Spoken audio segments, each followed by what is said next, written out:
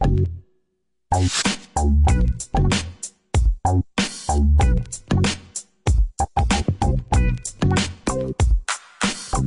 out there. This is Nervous Teeth. Teeth. Nervous Teeth.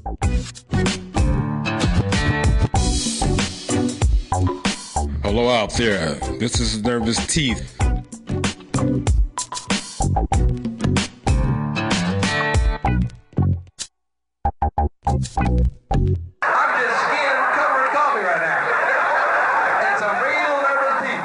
Hi, I'm Gareth Davis. And I'm Rod Rodriguez. How's it happening, motherfuckers? Well, actually, you're not Rod Rodriguez.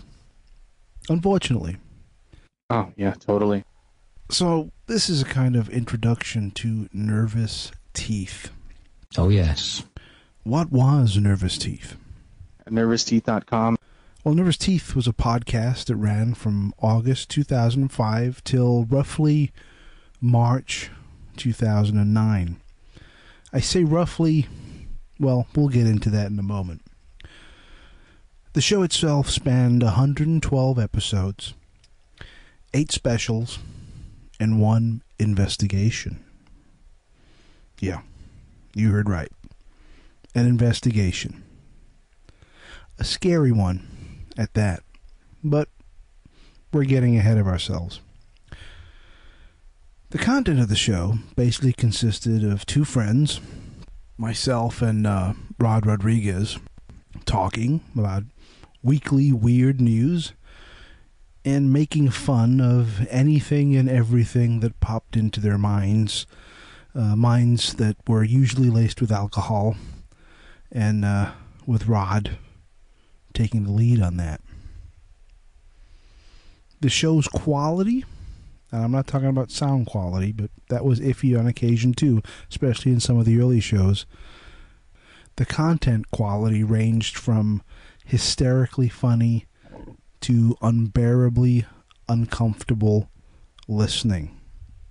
Some of the shows were genius, were gold, were lightning captured in a bottle. While other shows, well, I kind of wish we'd never even recorded them because they were so bad. So the show consisted of myself, Gareth Davis, and my old pal, Rod Rodriguez. During the show, we would be in various stages of, or various states of inebriation, with Rod usually taking the lead. Sometimes Rod would get so drunk during the show that he would literally, actually pass out live during the recording, which was very disconcerting for me, as you can imagine. And the only way I could cover that up was some skillful editing afterwards. Nervous Teeth itself, as I say, ran for 112 episodes, ended around March. I don't know the exact date, around March 2009. And unfortunately, Nervous Teeth ended on a bad note, with Rod and myself having a little bit of a falling out. At the end of Nervous Teeth, we kind of broke off all communication and sulked and became all childish and stupid and didn't speak to each other for about 6 months. But we gradually realized that we were being silly and became fast friends again and talked to each other on an almost daily basis. But we never did get round to bringing Nervous Teeth back. When we put all that bad stuff behind us and we made up, and I always thought that one day we'd bring back the show. We'd do a return of Nervous Teeth or something along those lines. In fact, if I remember correctly, one Saturday in late 2009, we almost did. If I remember correctly, Rod and I went out and drank pretty heavily all through Saturday afternoon and Saturday evening. And when we went our separate ways, we said, okay, we'll go home. You go home, I'll go home. And when we get home, we'll immediately jump on the computer, get on Skype, and record a brand new Nervous Teeth episode. So I remember I rushed home, still pretty heavily buzzed from our drinking, turned on my computer, logged onto Skype, and waited. And waited and waited and waited. And Rod never logged on. A day or two later, I discovered from talking to Rod was that on his journey home, he was walking home. He decided to stop at a bus stop and wait to hop on the bus to get home. And he passed out and fell asleep on the bus stop there. And some police officers came and took him away. And they didn't arrest him. And they took him home and gave him a stern warning. And that was why we never recorded the return of Nervous Teeth. After that, we saw each other less and less infrequently. We still kept in touch via email and instant message and stuff over the internet. And we'd occasionally speak on Skype, but we never actually saw each other face to face. Well, Rod passed away in March of 2012, and we never did get to do the show back again. And I have all these shows, and I really didn't know how to proceed. I mean, after all, it's an awful lot of content that's no longer available on the internet and is unavailable to listeners. So here we are. We're at the beginning of making the Nervous Teeth archive available on the internet once again. But how do I present this archive? How do I relaunch Nervous Teeth without Rod, without new shows? So I considered a number of options, which ranged from re-editing the episodes to create brand new versions, like a new way of making the episodes fresh again, or just uploading the episodes as is in their original format and just leaving it at that. But after some thought, I ultimately decided on doing something that was a little bit in between both of those ideas. So I'll be publishing Nervous Teeth episodes in the order of their original broadcast, twice a month. I'm going to include a new introduction to each episode recorded by myself. The intro will basically give some thoughts on the show that I'm about to play and maybe some of the memories associated with recording it. And that's it. I have no idea how long it will take to get all of these shows back on the internet, as there's a lot of them. But as I said earlier, some of the shows are truly classic and timeless, while others, well, I kind of wish I'd lost them as they were so bad. And just to let you know, folks, that's bad as in bad, not bad as in good. But either way, I'm going to present them all to you, good and bad. They'll all be presented uncut in their original broadcast order. And that's pretty much it. So what I'd like to do now is to give you a little taste of what Nervous Teeth was basically all about. I'm going to play a clip, or a section rather, of a show. Now, for those of you that have never heard of Nervous Teeth before, or have never listened to the show before, this clip will give you a taste of what you can expect in the next coming weeks / months / years of me slowly but surely putting the Nervous Teeth archive back on the internet.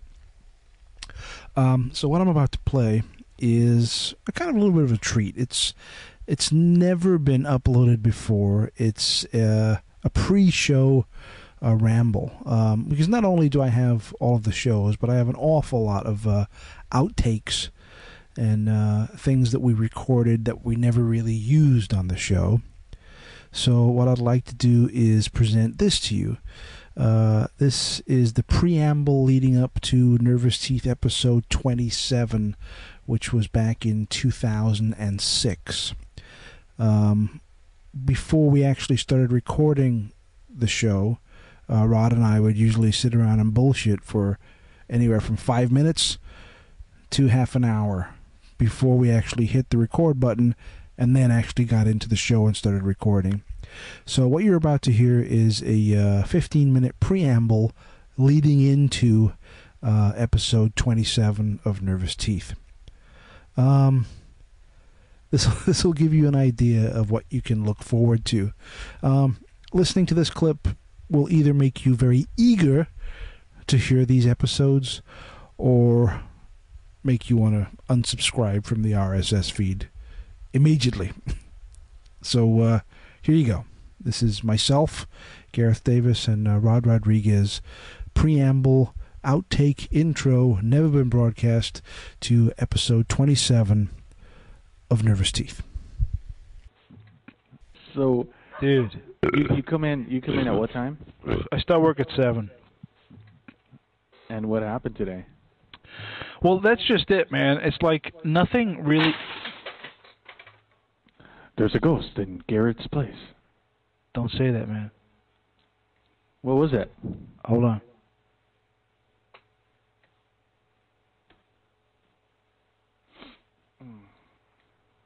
I'm sensing a presence. From the force? Fuck, all this shit fell down behind me. I'll fix it later, whatever. So, yeah, it was just like, I mean, everything that happened this morning, it was totally me, okay? It wasn't like the people around me. It was just like everyone who sits around me in my cubicle was just... kill? Oh, dude. They were so fucking intensely annoying this morning, and I'm sitting there thinking, why am I even here dealing with this shit? Why am I putting up with their stupidity? I got these 3 black chicks 2 rows away from me talking like through megaphones as loud as they possibly can about last night's fucking American Idol. All right, ranting about well, you know, Simon told him this, and I'm like, dude, I mean, if I had an automatic weapon right now, I'd be taking them out. I'd be killing them. I would be killing people. That's awesome, dude.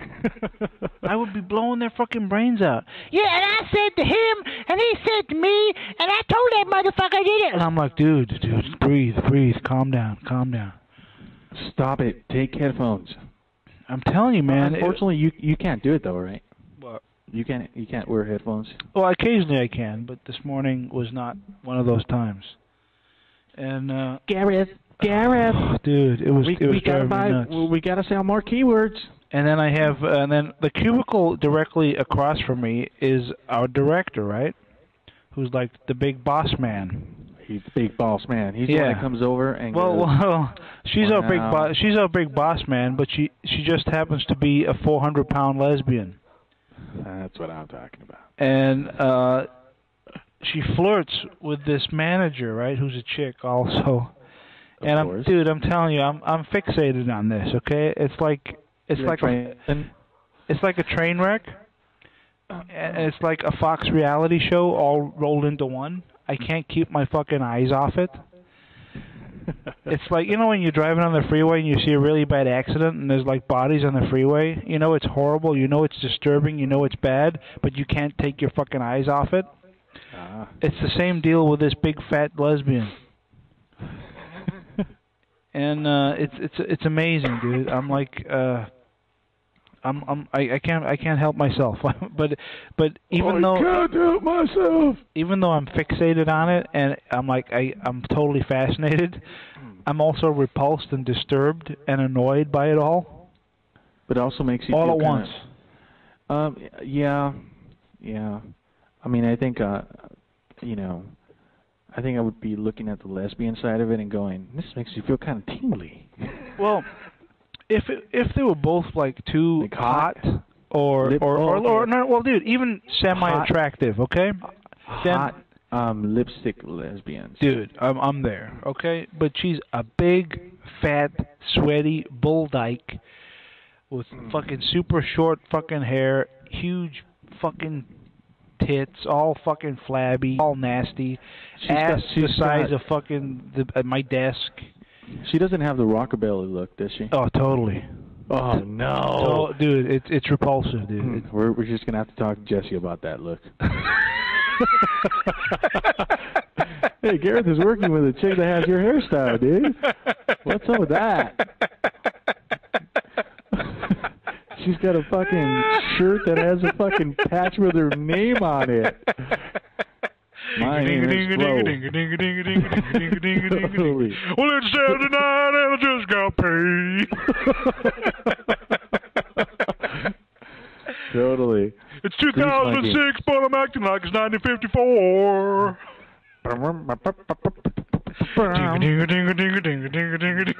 That's Gareth when he finally ends up quitting, and he learns how to play the guitar instead of the sitar, and he's like,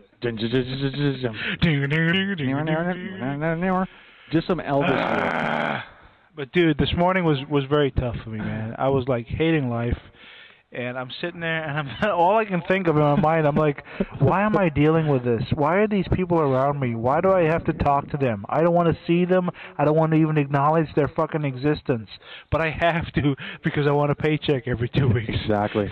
I was going through the same shit this week, and, you know, I went outside, and I was really frustrated, and this one girl comes up to me, and she goes, man, every time I pass by through this door, which is the entrance, she goes, you're outside fucking smoking a cigarette. And I'm like, well, fuck, if you had to deal with this fucking shit, I wouldn't fucking have to be out here every fucking 20 minutes or whatever. Oh, my God. And I kept telling her, I go, you know, there's times when I want to rush the window and jump out, but I know I'm on the first floor, so it's not going to do shit. Oh, dude, I'm on the fourth floor, and I don't want to jump out the window. I want to throw people out the fucking window is what I want to do. I don't want to endanger my existence. I want to endanger their existence. Theirs, yeah.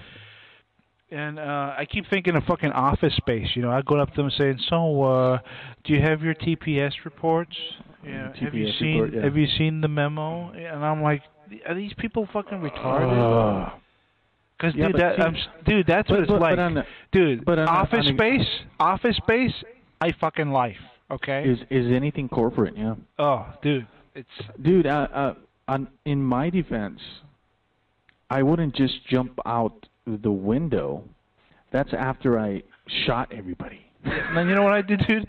I jump out of the window, drive to LAX, hijack a plane, and then fly it into the fucking building. I jump out the window if I was like on the 10th floor with a parachute and just glide down real easily.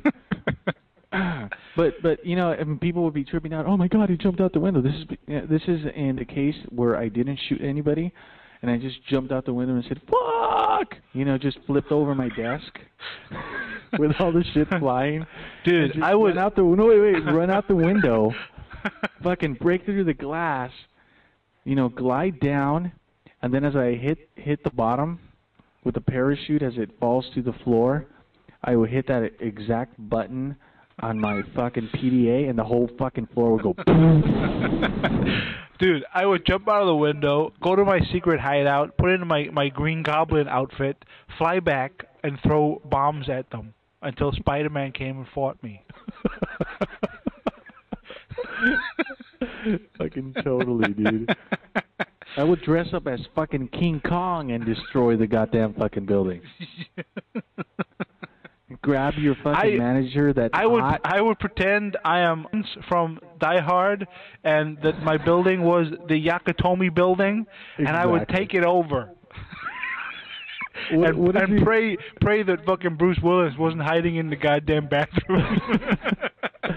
And what does he say at the end of the film when the guy finally falls? Yippee-ki-yay, motherfucker. Exactly. And just fucking jump or some shit. Fuck. It's just been a fucking rough week, man. It's culminated in today. Today, I was no, dude, seriously. Today, I was seriously contemplating just leaving. If it wasn't for the fact that I need a paycheck, I just leave. Yeah.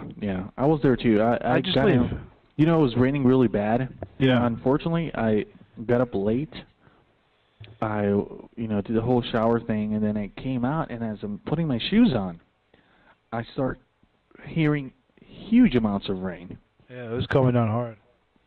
And I go, I might still have a good chance to make it on time. So, I run out I live in the back, so from the time I got from the back to the front gate, my shoes were already fucking soaked. So then I got to walk like 2 blocks. 2 or 3 blocks, maybe even 4 or 5. I don't fucking remember. It's bullshit anyway. And I get to the MTA stop. Fucking comes late, right? All right, fuck, I still got time. Get there, get all the way halfway through, and the bus driver goes, my defrost isn't working. The whole fucking place is fogged up. I can't see. Everybody off. So halfway through, dude, I'd be like, I'm waiting. You know what, dude? Stick your fucking head out of the window. Exactly. At that point, I would force choke him. At that point, I would have used my phaser and knocked him out. Stun him. And just drive the fucking thing down. It's all right, folks. It's all right. I'm taking control of the bus. Totally. You will take me to work. You will. And, we were forced out, and I'm waiting there for about 7 to 10 minutes. And that killed my right to go in. Now, check this out. So, I'm fucking waiting. Finally get to the stop in downtown, and I know I missed it, right? So I finally call work, and I go, hey, you know what, I'm going to be a little bit late and this and that. And I get there, and the manager is having a fucking bad day. Rod, why are you late? You must be here on time. Do not be late. Why are you late? And I go, fuck, MTA and fucking rain don't mix. Please, do not make excuse. No, he didn't. In my country, we used to walk 30 miles through snow to get to work. No, in my country, we end up killing you if you're late. If you're late, we remove a finger. No, and I get to work, and, he's in a bad mood, and he asks me, so why are you late? And I'm like, well, fuck, man, MTA and fucking rain doesn't work, and fucking, dude, we're in fucking California, fucking people are fucking morons. Dude, did and he I sit down. No, I sit down, and he goes, no, tell me why you're really late. I'm surprised you didn't go, Rod, buy car. Give me a raise, please, motherfucker. By car. Drive work by car. Okay, very good. Get to work. Very good, my friend. Do they have accents like that, dude? No, the guys that I work with they have an accent, but they're not that bad. It's not that bad? No, they're pretty straight out. Please, Rod, you must do your work. No, that's stereotypical fucking movies that I've seen too, but it's the best, it's the funniest thing ever. Where is graphic? I wait for it. You put graphic in the wrong place, my friend. Rod, where is banner? I waited 10 minutes. Where is banner? Where? No, more like where are fucking 50 banners and you have absolutely no fucking time. Rod, I ask for 30 banners. You give me 15. Please. How will you react if I take half your check? Totally. I'm like, if you did that shit, I'd just consider you the fucking government. Shit. Please. Do not insult. Soviet Union, we have good government. We have good mafia. Yes. Can you get me VCR with color television?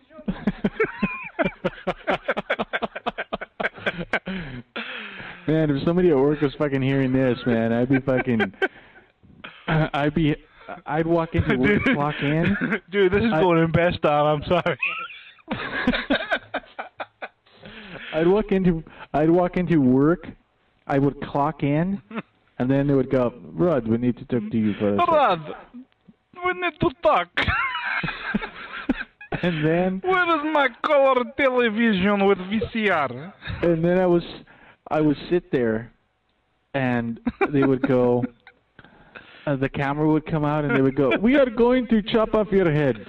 Please.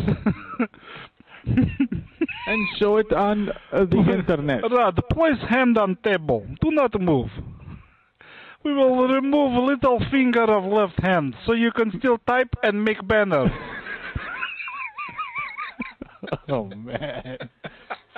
This shit is not going to air. Dude, this is classic. This is gold. This is fucking gold. This is us, yeah.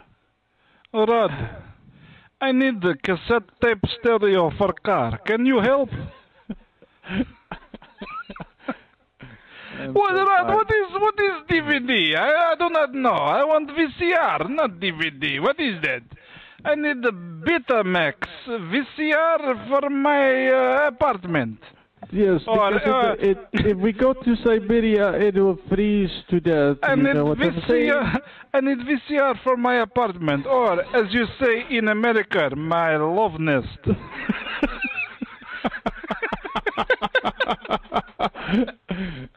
That is where I take the hot chicks back to my love nest. You know what I mean? It's when I take them and just do them in the ass and then just drop it in their mouth. Yes, they come in, I put on the LP records, and then we watch the VCR. Porno. Good old American porno. Oh, yeah. All right, dude, let me grab another beer, and we'll start. Okay. Give me 2 minutes. Okay. I hope you've enjoyed this brief introduction to Nervous Teeth. And the clip right there, the outtake of the joys of working life. And next week, we'll go back in time. We'll go back in time to August 2005 and episode 1 of Nervous Teeth. So until then, I'm Gareth Davis. All right. Thank you, everyone, for being here. So rock on.